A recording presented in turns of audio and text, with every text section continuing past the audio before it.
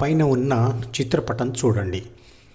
శరీరం లోపలే ఉంటూ తరతరాలుగా వస్తున్న ప్రాథమిక మనసులోని మరియు తాను తయారు చేసుకున్న ద్వితీయ మనసులోని సూచనలను పాటిస్తూ జ్ఞానేంద్రియాల ద్వారా ప్రపంచంతో వ్యవహరిస్తూ ఓటమి లేదా గెలుపు అనుభవాలు పొందుతూ ఆ అనుభవాల సారంతో ప్రాథమిక మరియు ద్వితీయ మనసులను మారుస్తూ శరీరాన్ని పోషించి రక్షించి పునరుత్పత్తి చేయించేది ఆత్మ.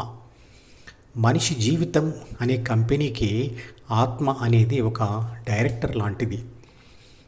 ఆత్మ శరీరంలో నుండి బయటికి రాలేదు, కానీ లోపల కూడా అది ఏ అవయవానికి బందీగా లేదు, అంటే అతుక్కొని లేదు. ఆత్మ అంటే నేను శరీరంలో ఏ రూపంలో ఉన్నానో మరియు ప్రాథమిక మరియు ద్వితీయ మనో పుస్తకాలను మరియు జ్ఞానేంద్రియాలను ఏ విధంగా ఉపయోగిస్తున్నాను అనేది ముందు తెలుసుకోవాలి. ధ్యానం చేయకముందు ప్రతి వ్యక్తి నేను అంటే తన మనసుతో కూడిన శరీరమే అనుకుంటున్నాడు. అది నిజం కాదు. నేను లోపల లేకుంటే నా శరీరం మరణిస్తుంది. మరి నేను శరీరం ఒకటి ఎలా అవుతుంది? ఉదాహరణకు, మీరు చనిపోతున్న ఒక వ్యక్తి దగ్గర ఉండి ఆ వ్యక్తిని చూస్తూ ఉన్నారు అనుకోండి. అతను కదులుతూ మాట్లాడుతూ ఉండి కొన్ని క్షణాల తర్వాత అతని కదలిక ఆగిపోయి చనిపోయాడు అనుకోండి. అప్పుడు మీరు ఏమంటారు? ఆ వ్యక్తి పేరు చెప్తూ అతను చనిపోయాడు అంటారు. చనిపోవడం అంటే కదిలి వెళ్ళిపోవడం అని అర్థం.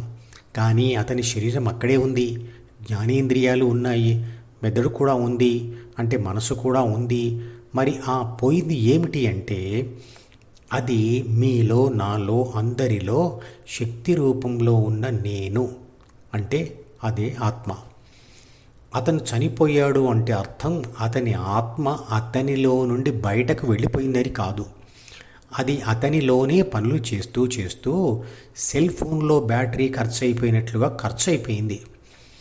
చిత్రపటంలో చూపించిన ఏ అంటే అసలైన నేను లేదా ఆత్మ, బి అంటే ప్రాథమిక మనసు, C+D+G అంటే ద్వితీయ మనసు, ఈ అంటే 5 జ్ఞానేంద్రియాలు, ఏ అంటే అసలైన నేను అనుకున్నాము కదా. మరి ఇంకొక నేను కూడా ఉంటుందా అంటే ఉంటుంది. అది A+B+C అంటే ప్రాథమిక మరియు ద్వితీయ మనసులను చదివిన అసలైన నేను. దీనినే ప్రాపంచిక నేను లేదా ప్రాపంచిక ఆత్మ అంటాము.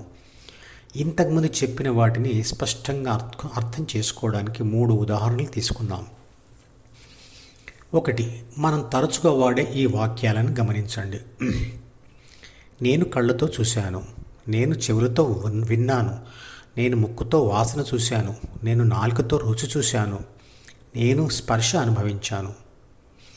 ఇక రెండవ ఉదాహరణ, ఏదైనా చెప్పాలంటే నేను పెదవులు కదిలిస్తూ నాలుక తిప్పుతూ స్వరపేటికతో శబ్దాలు చేయాలి, అంటే శరీర భాగాలను ఉపయోగించాలి.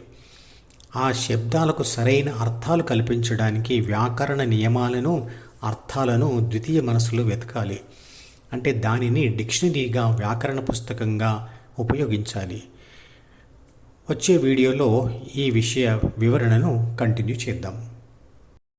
ఈ మధుపదం యూట్యూబ్ ఛానల్ వీడియోని సబ్స్క్రైబ్ చేసి గంట గుర్తును నొక్కి ఆల్ని సెలెక్ట్ చేసి ప్రతిరోజు యూట్యూబ్ ఓపెన్ చేసి అడుగున ఉన్న సబ్స్క్రిప్షన్ బటన్ నొక్కితే అన్ని లేటెస్ట్ వీడియోలు చూడవచ్చు.